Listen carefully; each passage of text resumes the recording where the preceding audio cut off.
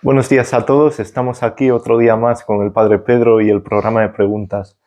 Lo primero de todo, podríamos empezar con una oración. Podríamos, y no solamente te agradezco que tengamos esta intención, siempre será bueno, justo, bueno y necesario. Así es que os invitamos siempre con la oración del Espíritu Santo que nuestra Madre, a través del Padre Gobi, nos enseñó. Ven, Espíritu Santo, ven por medio de la poderosa intercesión del Inmaculado Corazón de María, tu amadísima esposa. Ven, Espíritu Santo, ven por medio de la poderosa intercesión del Inmaculado Corazón de María, tu amadísima esposa. Ven, Espíritu Santo, ven por medio de la poderosa intercesión del Inmaculado Corazón de María, tu amadísima esposa. En nombre del Padre, del Hijo y del Espíritu Santo. Amén. Bueno, pues vamos con la primera pregunta de un televidente.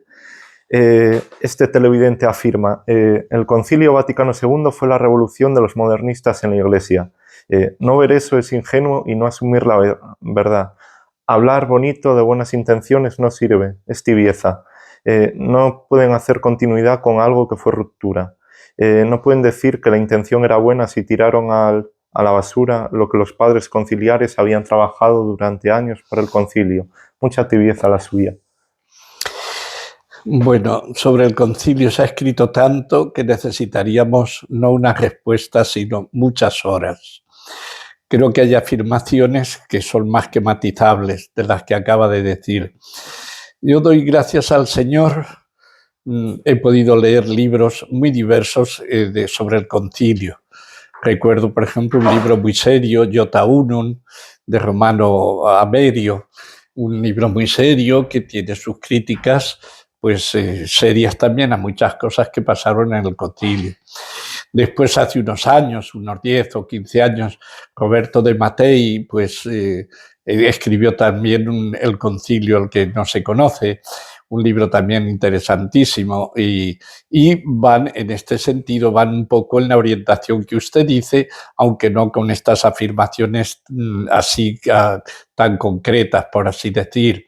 He leído también contrarios de la Escuela de Bolonia, donde dicen todo lo contrario, de que sí, ha habido ruptura, pero favorable. En fin, creo que he tenido la oportunidad de leer unas cosas y otras.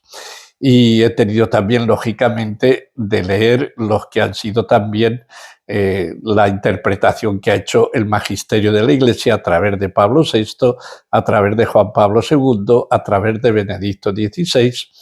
Y tengo todas estas lecturas, por así decir, y seguro que hay muchísimas más que no he podido alcanzar porque serían casi interminables.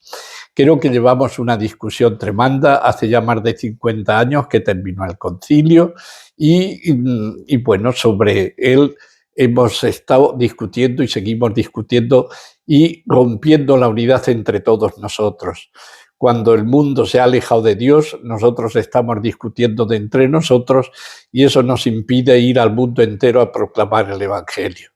Entonces hay que pedir mucho al Espíritu Santo porque es verdad que con todas estas discusiones hemos perdido muchísima fuerza. Tengo que decir que para mí un libro fundamental incluso a la hora de interpretar el Concilio Vaticano II y todo lo que el momento actual del mundo y de la Iglesia, os lo he dicho siempre, es el libro azul, el libro del Padre Gobi.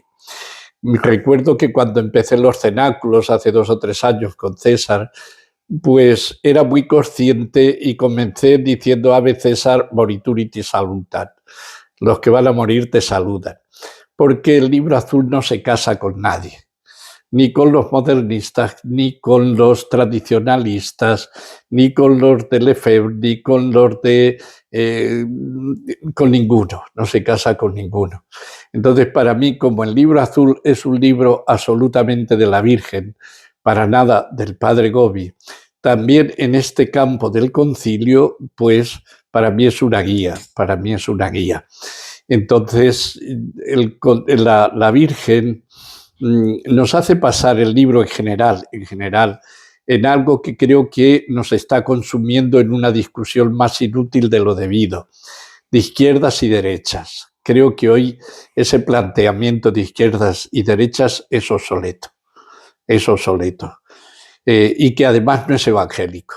El evangelio va entre santos y pecadores, entre error y no error y verdad.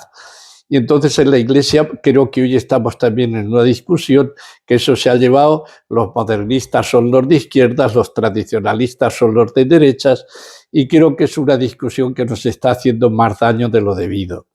Ojalá hiciéramos penitencia todos y nos pusiéramos a decir durante medio año no vamos a discutir, y el tiempo que discutimos nos vamos a poner de rodillas delante de Jesús Eucaristía y le vamos a decir: Señor, mándanos tu espíritu de unidad, mándanos tu espíritu de amor, mándanos tu espíritu de verdad, porque estamos entre nosotros pues machacándonos e impidiendo que tu mandato fundamental a los apóstoles, id al mundo entero al predicar el evangelio, que hoy es más necesario que nunca, porque el mundo le ha dado la espalda a Cristo, a Jesucristo, las leyes, los gobiernos, incluso los democráticos, todos se han dado la espalda a Jesucristo, son laicistas y más que laicistas son ateos, y sobre todo que no quieren a Jesucristo como rey, les sobra su mandato, van en contra de él, y que ahora todos los que seguimos o queremos seguir a Jesús nos peleemos entre nosotros. Sabemos que cuando eso ha ocurrido, el quien ha salido venciendo es el enemigo. Por tanto, creo que esto hoy nos tiene que llevar a una reflexión más madura, más serena, y no acusarnos los unos a los otros, escucharnos con profundidad. Y creo que hoy tenemos que volver al Evangelio. Mire usted puede ser modernista y a lo mejor puede ser santo, puede ser. Y usted puede ser tradicionalista y a lo mejor puede ser santo, pero también pecador. Entonces, en este sentido, tenemos que ir mucho más allá. Entonces, la Virgen, por ejemplo, en el Libro Azul, yo antes era un descamisado. ¿Por qué llevo ahora Clerman? Pues porque lo leí en el Libro Azul. Yo iba descamisado total.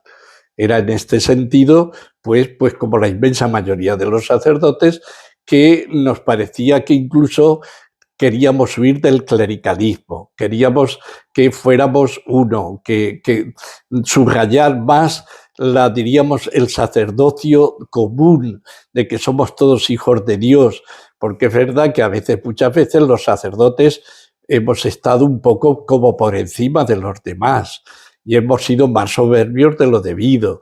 Entonces, tenemos que comprender un poquito también toda esa psicología de que a veces pues hemos podido ser los que nos considerábamos a lo mejor con el privilegio de la verdad. Y no siempre hemos sabido escuchar a los seglares. Y sin embargo el Señor, pues si no hubiera sido por una Santa Catalina de Siena, una Santa Teresa de Jesús o muchos santos de este tipo, hombres y mujeres, la Iglesia no hubiera progresado en su conocimiento teológico y espiritual. Por tanto, creo que no podemos ahí estar con tenemos que dejar ese lenguaje de izquierdas y derechas, de modernistas, no modernistas, sino que tenemos que ir a la fuente del Evangelio, santos o no santos, fieles a Jesucristo, fieles al Evangelio o no fieles al Evangelio, en toda su totalidad.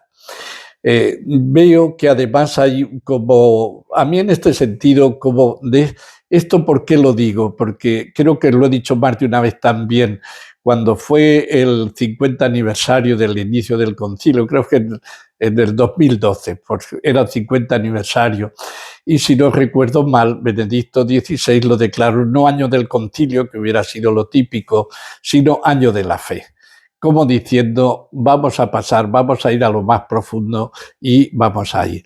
Creo que además se ha malinterpretado. Es verdad que el Concilio Vaticano II tiene algunas cosas ambiguas, las tiene, y nos lo dijeron expertos como Schillebeeck de Holanda, que adrede dejaron cosas ambiguas.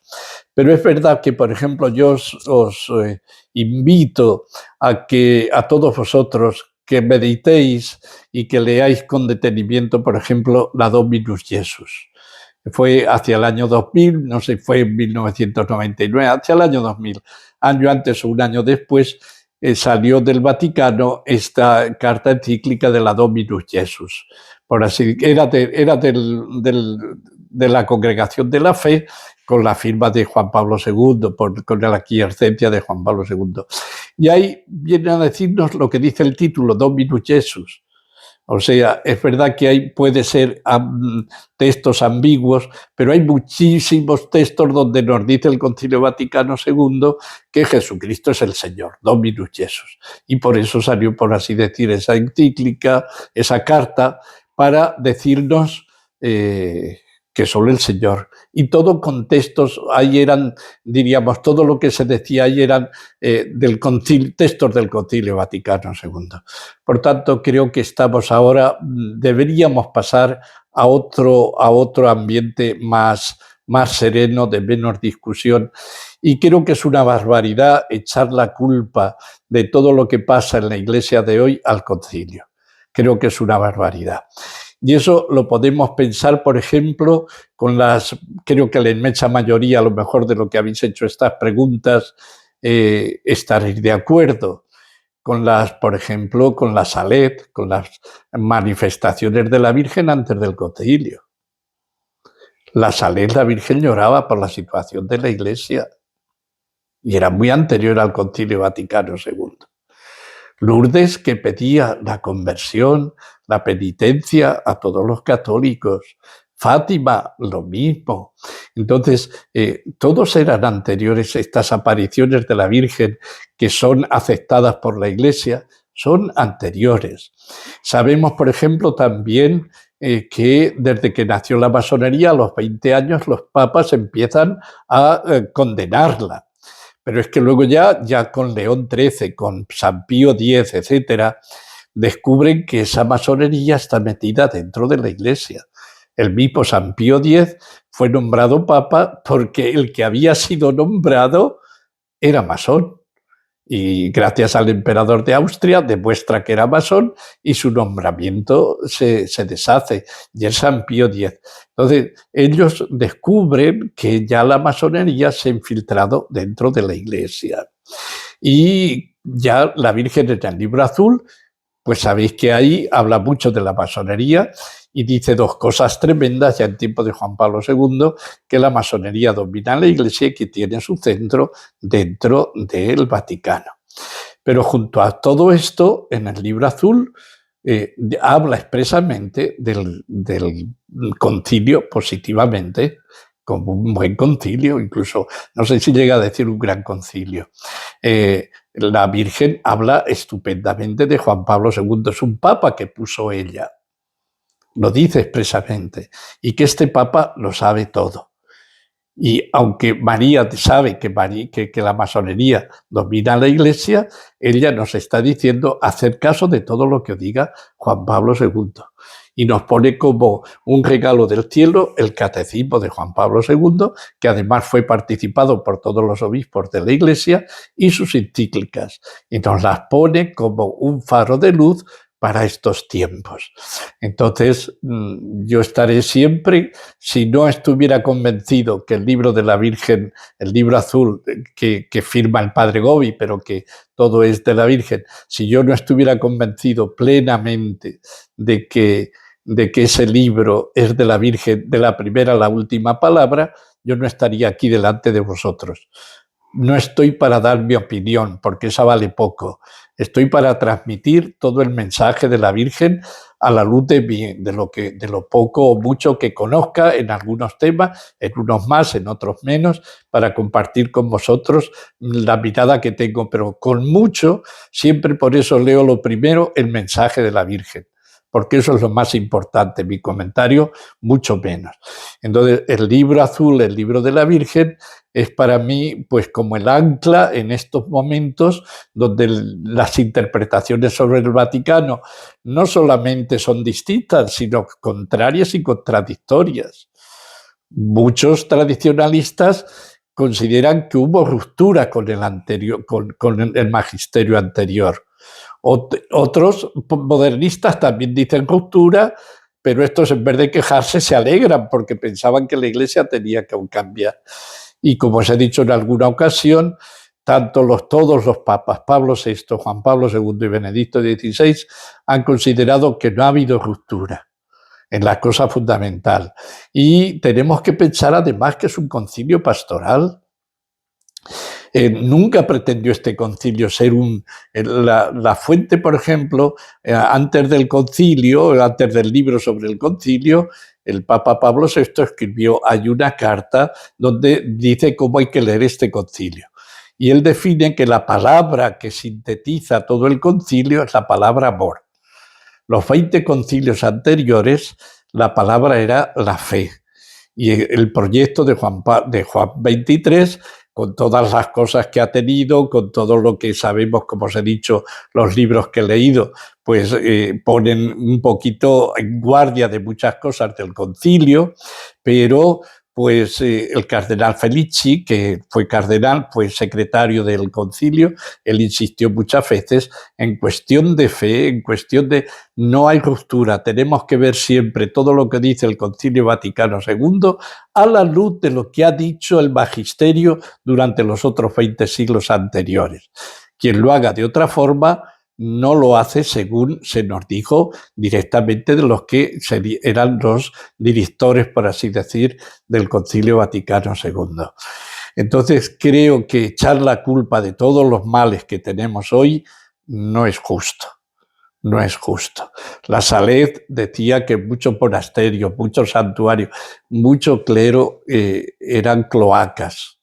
Y entonces no podemos decir que antes del Concilio Vaticano II la Iglesia era mucho más santa que luego después. Seguimos siendo pecadores. Y ahora lo que sí tenemos es una confusión extraordinaria. Y por eso a mí me parece que el Libro Azul viene en nuestra ayuda. El Libro Azul corrige, por ejemplo, la teología de la liberación. Dice que es una gran traición al Evangelio. También la condenaron Juan Pablo II y tal. Pero nos dice también, por ejemplo, cómo el dolor que le causó a nuestra Madre del Cielo, nos lo dice ella, cuando la desobediencia que tuvo el cardenal Lefebvre, el obispo Lefebvre, con Juan Pablo II, cuando le pidió que no nombrara obispos. En el Libro Azul la queja de la Virgen no es tanto de la doctrina de Lefebvre, sino sobre todo de esa desobediencia que tuvo al nombrar obispos en contra de la autoridad, en contra de Juan Pablo II. E incluso todo este movimiento de Lefebvre, que tienen muchas cosas que habría que atender, porque hay algunos datos del concilio que sería bueno revisar, y a mí me parece que eso sería bueno. No es que diga yo que absolutamente todo como palabra, es un concilio pastoral y por tanto lo pastoral es siempre más temporal que cuando en definiciones de fe. Entonces, pues ahí en este sentido se podría ver algunas cosas de la doctrina, pero nunca olvidemos que, si no recuerdo mal, Lefebvre también firmó y dio su parte buena al concilio, que yo recuerde. Prácticamente, menos 3 o 4, prácticamente los casi 2000 obispos o más, pues firmaron todas las actas conciliares. Entonces creo que esto, os digo que es que esto nos llevaría muchísimo tiempo. Que luego después del posconcilio, en nombre del espíritu del concilio se han hecho muchas cosas mal, sí. Que la revisión litúrgica incluso se hizo porque en la renovación litúrgica se quitó el latín, cuando el concilio decía expresamente que no se quitara. Entonces se han hecho cosas que después se ha echado toda la culpa al concilio. Creo que eso no es justo. Entonces, pues estamos en un momento, hermanos, donde creo que donde más insisto es en el catecismo. Creo que tanto unos y otros en el catecismo nadie lo ha discutido. Recuerdo cuando a los 30 años, en el año 92, salió el catecismo de Juan Pablo II, que fue hecho en comunión con todos los obispos del mundo. Todo fue un trabajo extraordinario y donde se recogía también la verdadera doctrina del Concilio Vaticano II. que yo recuerde, nadie protestó. Solo recuerdo una crítica que luego incluso se corrigió un poco, porque si no recuerdo mal, la primera escritura que se hizo, como se escribió el catecismo, fue en francés. Y salió primero una traducción del francés. Y luego de esa traducción, luego después hubo ciertas críticas a ciertas cosas, luego se revisó mucho mejor y ya se instaló en latín. Y ese es el oficial, cuando ya se escribe en latín. Y ahí corrigieron algo sobre la pena de muerte, pero nada más. Sobre cosas fundamentales de fe y de costumbres, no se corrigió nada. El catecismo de Juan Pablo II inmediatamente se aceptó con una autoridad y sale como norma de la fe. Entonces creo que modernistas y no modernistas, tradicionalistas y no tradicionalistas, sacerdotes de camisa o sacerdotes con clerman como yo o de sotana, pues tenemos que acudir como doctrina fundamental al catecismo de Juan Pablo II, que es un catecismo, por así decir, eclesial, porque además participaron todos los obispos y ya os digo que muy poquitas quejas, por no decir ninguna. Recomiendo vivamente que acudamos todos y todos como norma de fe tenemos el catecismo de Juan Pablo II. Qué gran, diríamos, aportación sería que todos nos humilláramos, aceptáramos la norma del catecismo porque es norma de fe, que obispos, sacerdotes y todos los seglares aceptáramos el catecismo como la única norma de fe. Y esto nos llevaría a crecer en unidad, a crecer en santidad, a crecer en apostolicidad y en predicar el Evangelio a todos. Bueno, Padre Pedro, vamos con la siguiente pregunta. Me llama la atención que ya desde muchos papas atrás lo que dicen es una opinión discutible. Así han destruido la Iglesia Católica. Yo decido si el Papa habla con o sin el Espíritu Santo. Qué soberbia más destructiva. No he llegado a entender, si no te importa repetirme. Por supuesto. Me llama la atención que ya desde hace muchos papas atrás lo que dicen es una opinión discutible. Así han destruido la Iglesia Católica. Yo decido si el Papa habla con el Espíritu Santo o sin él. Bueno, vamos a ver. Primero me gustaría que concretara más esa pregunta porque dice muchos papas atrás. ¿Desde cuándo es muchos papas atrás? Creo que eso es demasiado, porque no tiene nada que ver la doctrina de lo que para muchos sería Francisco, para mí no era papa, pero vamos a suponer que la de Juan Pablo II no tiene nada que ver. Yo no veo una doctrina contraria de lo que ha dicho Juan Pablo II, Benedicto, con los papas anteriores en lo fundamental. Hay cosas, diríamos, detalles que se pueden ver, pero en este sentido no. Y luego es que decir, yo decido, el papa que decide con el Espíritu Santo no, eso sería protestantismo. Porque el protestante es el que acepta la Biblia, pero es solo apariencia, no acepta la Biblia. Acepta lo que él interpreta de la Biblia.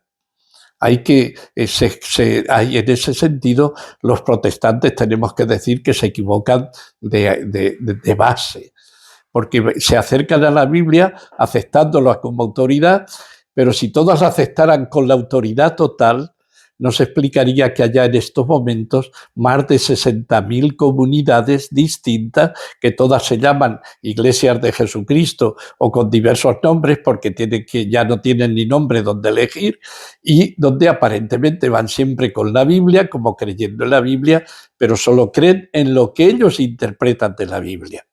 Y por eso esa división tan absoluta que tienen. Entonces tenemos que, diríamos, esto son falacias. Si yo me acerco a la Biblia, y eso es lo que dijo Pablo VI, dice, tenemos que tener cuidado porque en estos momentos hay un pensamiento más protestante que católico dentro de la Iglesia Católica. Y este es el pensamiento. Entonces, yo tengo que juzgar lo que dice un papa no según mi opinión, sino según lo que han dicho los papas anteriores. No lo que dice ahora el Concilio Vaticano II solo, sino lo que han dicho todos los concilios anteriores. No podemos romper ese cordón umbilical que une toda la tradición, todo el magisterio, toda la fe y la moral de la Iglesia. No lo podemos hacer. Y entonces creo que esto de decir yo según a mí me parece, eso sería ponerse él como como lo que no es. Eso le corresponde solo al Papa, en definitiva, en unión con todos los papas.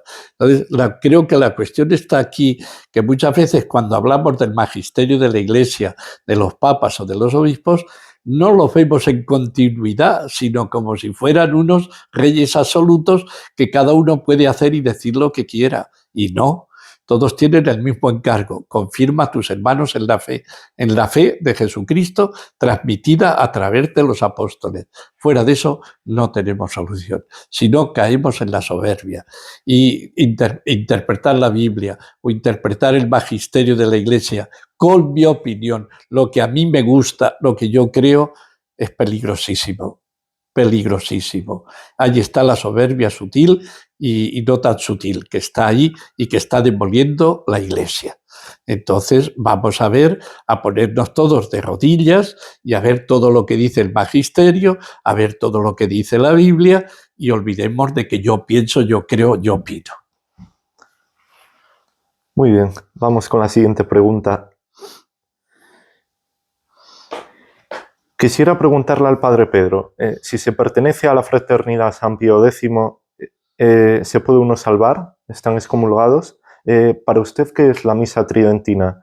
Se dice que los sacerdotes lo son para siempre. ¿Celebran ellos la misa en el cielo? ¿Qué misa se hará en el cielo? Bueno, pues son varias cosas a la vez que será difícil que responda un poquito a todo, pero vuelvo a decir porque es que son varias cosas de la misa tridentina. A ver, pregunta, si eres de la fraternidad de San Pío X, ¿te puedes salvar? Sí. Si ellos están excomulgados, si para usted, ¿qué es la misa tridentina? Bueno, empezamos porque creo que lo resumimos sobre todo en lo de la misa tridentina. Pues la misa tridentina es una maravilla, porque durante siglos es la única, prácticamente la gran misa. ¿Por qué? Pero no es la única. Aquí también tenemos de nuevo que poner, porque parece que la única misa que ha habido, el único rito que ha habido en la Iglesia es la misa tridentina, y no lo es. No lo es. Hay 20 y tantos ritos que no son la misa tridentina y que son todos católicos y que tienen siglos. Entonces, incluso con esa historia, tendríamos que tener, diríamos, más, apertura de alma para aceptar otro rito, como es el de Pablo VI, el Novus Ordo. ¿Qué es mejor la misa tridentina? Pues desde luego es más sagrada, eleva más la mente al Señor, sin duda ninguna, que tiene cosas pues que yo que no la digo siempre he dicho la del Novus Ordo, pero me parece precioso que muchos sigan diciendo la misa tridentina. Yo cuando estuve incluso en la parroquia anterior, en la penúltima por así decir, allí todas las semanas se decía la misa. Yo no la decía, pero iban sacerdotes donde las decían, aún exponiéndome yo, porque eso no lo querían muchas autoridades. Pero me parece precioso que quien le dé más devoción y que se sienta que le una más al Señor, que haga el rito, no se puede prohibir. Además, cuando uno lee, por ejemplo, lo que escribió San Pío V, que decía, hay de aquel que quite este rito, San Pedro y San Pablo van a bajar del cielo y le van a dar le van a poner verde, vamos, que se lo condenan. Entonces, quien quite, no hay ningún papa que a la luz de todo ese documento pueda quitar la misa tridentina. Y además una misa que ha hecho tantos santos, que la ha dicho el Padre Pío, que le han dicho tantos santos, pero ¿cómo puede ser que ahora eso sea condenable? Eso es condenar a la misma Iglesia. Eso es una absoluta barbaridad, un desafuero, en el fondo una traición al verdadero espíritu eclesial. Eso no se puede. Pero de ahí a hacerla un absoluto, me parece que no. Incluso os digo, por ejemplo, tantos que acusan el concilio. En el concilio no se dijo más misa que la tridentina. todos los obispos que participaron en el Concilio Vaticano II solo dijeron la misa tridentina. Si la misa tridentina fuera la salvación del mundo, pues no tendríamos todo lo que tenemos. Y te digo, por ejemplo, todas las cosas que los papas fueron viendo de que la masonería se había metido, se había infiltrado.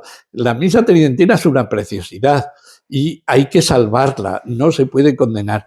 Pero poner en que ella va a ser la salvación de la Iglesia me parece que no es histórico.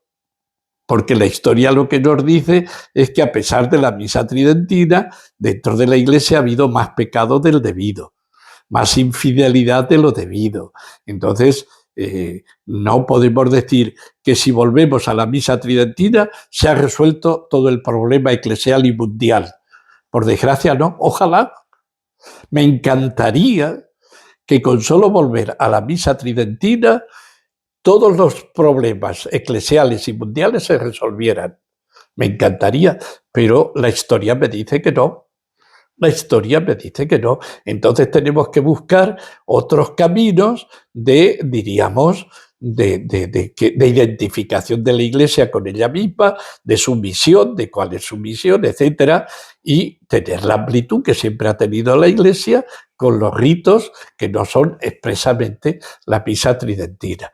Entonces, luego en el cielo, pues no sé cómo será lo que será allí, yo ya no lo sé con exactitud.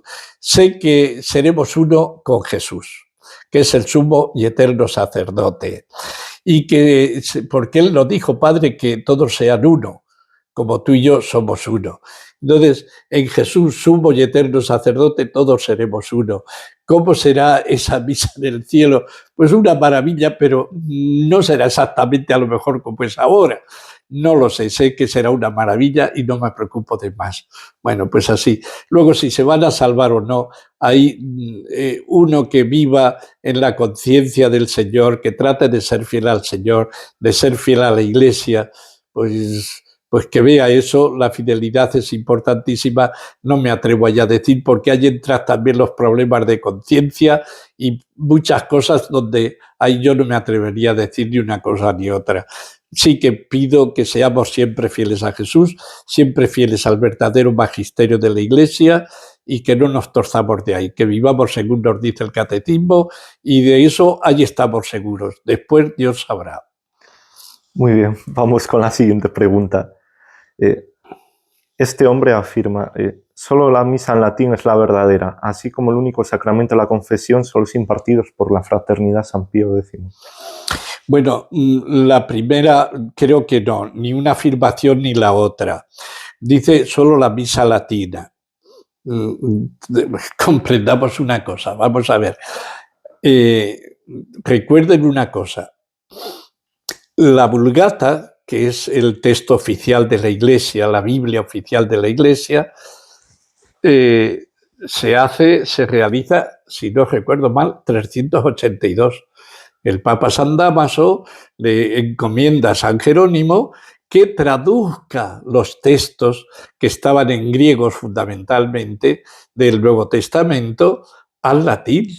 Entonces, durante 4 siglos, los 4 primeros siglos fundamentales en la historia de la Iglesia, no fue en latín.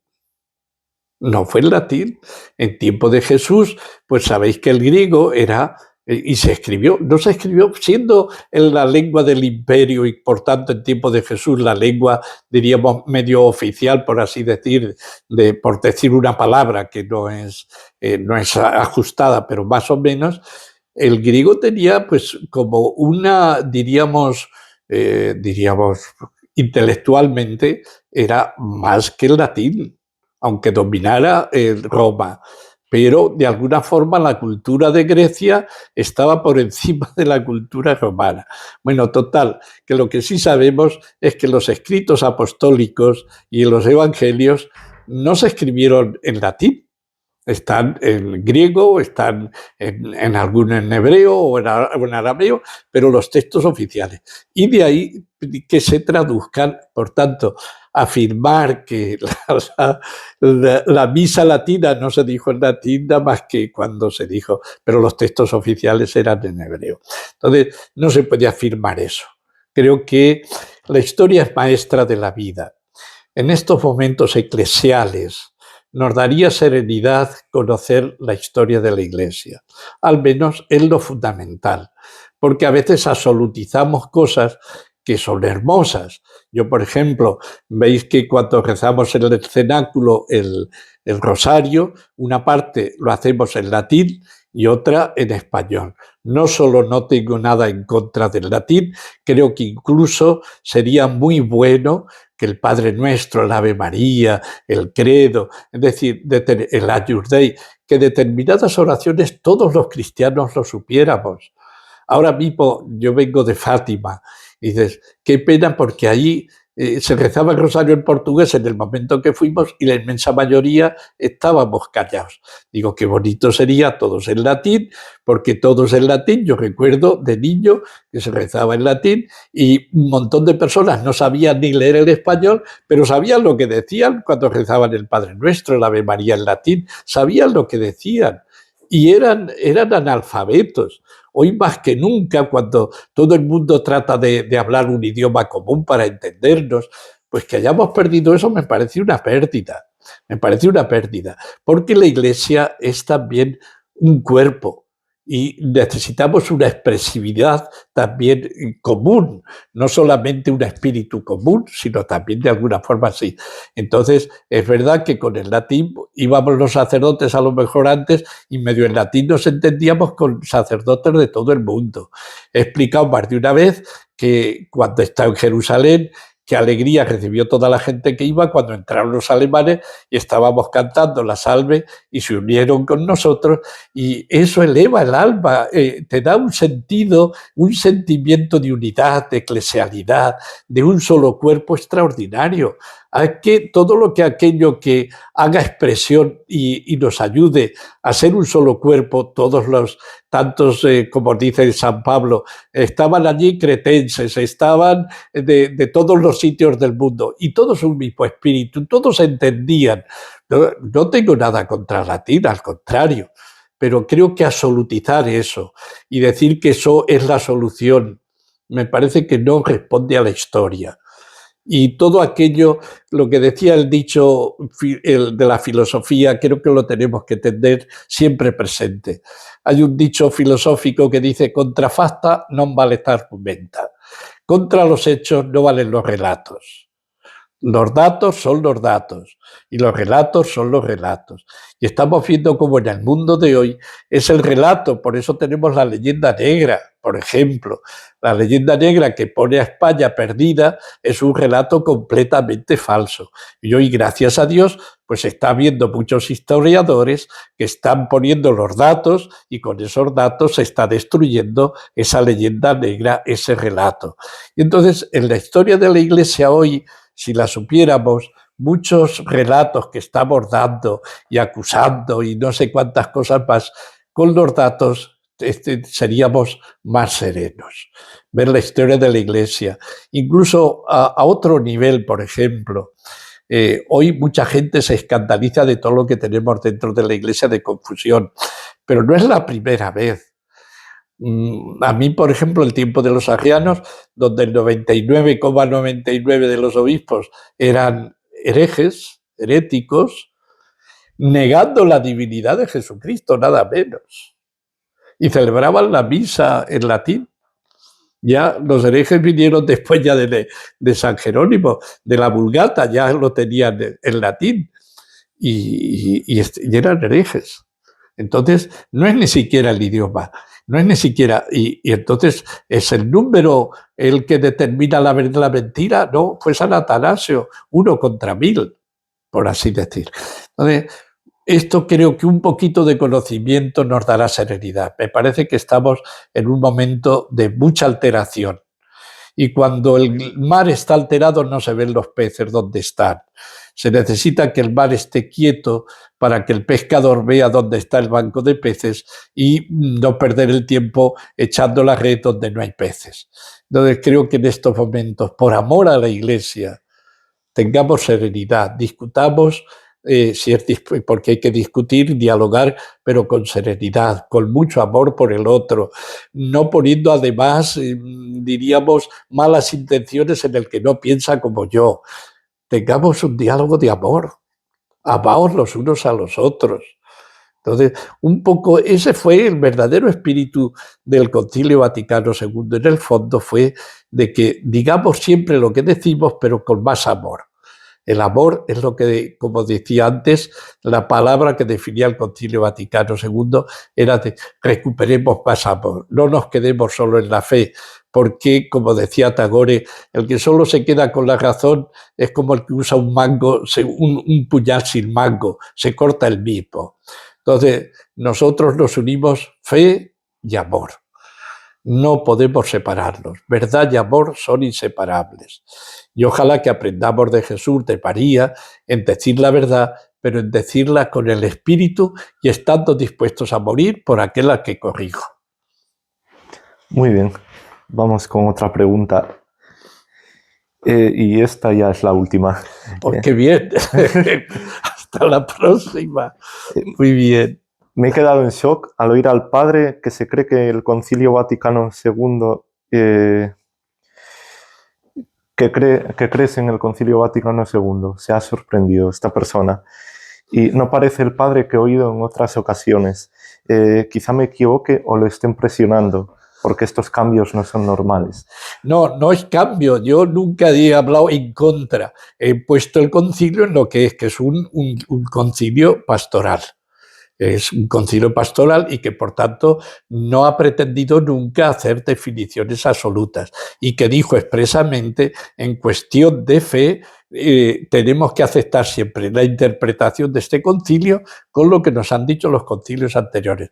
No creo que haya dicho, he puesto algunos pequeños reparos, que es verdad, creo que hay cosas que son discutibles y que convendría a lo mejor volver a examinar, porque se hizo con un lenguaje de ese tiempo, se hizo con un optimismo de ese tiempo, porque era concilio pastoral, y a mí me parece que volver como para matizar algunos aspectos, creo que eso puede ser bueno, pero eso no va en contra de la totalidad del concilio, en absoluto. Y como os he dicho, para mí, si ha tenido alguna, nunca creo que haya dicho desautorizado al Concilio Vaticano II, nunca. O alguna pequeña, diríamos, o lo que no he hecho es ensalzar. Yo conozco sacerdotes que han ensalzado al Concilio Vaticano II como el no va más, que ha sido lo más grande que ha habido en la historia de la Iglesia. Con esa aceptación yo no estoy de acuerdo, pero con que tengo detalle, pero de ahí a negar toda la autoridad del concilio, creo que jamás lo he hecho. Y si ha parecido, pido perdón, pero sí que les digo, no, gracias a Dios, nadie me ha presionado, se lo aseguro, nadie para que diga esto. Puede ser que en algún momento alguna cosa crítica haya podido parecer, pero les aseguro que nunca jamás he condenado o no soy consciente de haber condenado el Concilio Vaticano II en el conjunto. Creo que no. Y les aseguro, nadie me ha presionado. Y si un día me presionan, se lo diré, se lo digo. Creo que tengo que dar gracias a Dios que me está dando la fortaleza para decir lo que pienso. Lo que pienso no es muy común, decirlo en público sé que me expone, y hasta ahora en ningún momento me han presionado, se lo aseguro. Muy bien, pues con esto hemos concluido. No sé si quiere decir algo más. No, pues que pidamos al Señor. Yo lo que sí les digo, creo de verdad que muchas de estas preguntas, aunque en algunos puedan parecer no sé qué, nacen de un amor a la Iglesia. Creo que muchas de las cosas que tenemos es también porque hemos recibido informaciones sesgadas. Y claro, hay que ver todo el conjunto. Si yo tomo una frase del Evangelio y olvido otras, a Jesús lo convierto en un simple hombre. Y si tomo otras frases del Evangelio, a Jesús lo convierto en un solo Dios, pero sin ser hombre. Y a Dios uno lo convierto en uno y no en trino. Entonces, tenemos que tomar todo el conjunto, todo. Y del Concilio Vaticano hay que tomarlo todo y también con todas las interpretaciones, sobre todo del magisterio, que es para nosotros lo fundamental. Pues simplemente con esto recemos mucho por la Iglesia, amemos mucho a la Iglesia y pidamos que el Espíritu Santo descienda sobre ella ya. Gracias. Bueno, padre, queda una última pregunta. Queda otra. Siento haberle engañado. No me has engañado, era lo que tú creías. Pero además no te preocupes que esto son temas muy interesantes, son temas que requieren más de... Serían casi conferencias, porque todo esto, como veis, es una cosa muy discutible. Unos dicen una cosa, otros decimos otra, y yo comprendo vuestra confusión, porque de alguna forma la participo también. Y quisiera que la Iglesia, hoy que más que nunca tiene que ser sal y luz del mundo, mientras que estemos perdiendo el tiempo con estas discusiones, dejamos de ser sal y luz del mundo, que es lo que Cristo quiso para nosotros. Entonces, considero que esto solo con razonamientos no lo vamos a conseguir, y pidamos todos de rodillas al Señor: Señor, danos tu espíritu de luz y de verdad. La última pregunta por hoy. Muy bien. Bergoglio y Prevost mencionan para todo el Concilio Vaticano II. ¿Ellos son frutos del Concilio Vaticano II? No, yo creo que también, ¿qué hacía Juan Pablo II y Benedicto? Citar el Concilio Vaticano II. Entonces, unos los citan para una cosa y otros los citan para otra. Lo que os digo pasa con el Evangelio. Todas las comunidades, y no digo iglesias, protestantes, más de 60.000, cada año solo en Estados Unidos, cada 2 días nace una nueva iglesia, una nueva comunidad protestante. Todos citan la Biblia, todos, pero todos. Y entonces tú dices, oiga, mire usted que Francisco ha citado al Vaticano II, claro que sí, pero no lo cita todo. Porque Juan Pablo II, Pablo VI, Benedicto XVI, que han sido papas por conciliares, o Juan Pablo I, todos han citado el concilio, pero yo puedo tomar una frase sesgada, aislándola de los demás, y claro, a eso no hay derecho. Entonces yo puedo tomar una cosa del concilio que puede ser equívoca, cuando dice que hay un solo Dios, y en ese diálogo con judíos y con el Islam puede quedar ahí una cosa muy ambigua, pero junto a eso hay decenas de textos, como os he dicho antes, donde los podéis ver en la Dominus Jesus, donde queda clarísimo que el único Dios salvador es Jesucristo. Entonces, seamos serios. Muy bien, pues creo que con eso hemos concluido por hoy. Pues bendito sea Dios, que sirva para el bien, y bueno, pues pedimos juntos. Yo lo que pido al Señor para vosotros, para mí, que nos dé verdadera pasión por la Iglesia, porque la Iglesia es el cuerpo de Cristo, es el misterio de Cristo, es la esposa de Cristo, es el pueblo de Dios. Sin ella no hay salvación, porque es Cristo mismo, y le ha dado Jesús todo su poder salvador a través de la Iglesia. Yo no tengo más medio de llegar al perdón de Dios sino a través de la Iglesia, de ser una criatura nueva sino a través de la Iglesia. Todo se lo ha dado Jesús, que es la cabeza, a su cuerpo, que es la Iglesia. No podemos separar a Cristo de la Iglesia. Por tanto, que tener pasión por Jesús, por su Evangelio, es tener pasión por su Iglesia. Que nos dé esta pasión hasta de dar la vida por ella. Seamos fieles a ella, a la verdadera Iglesia. Que así sea.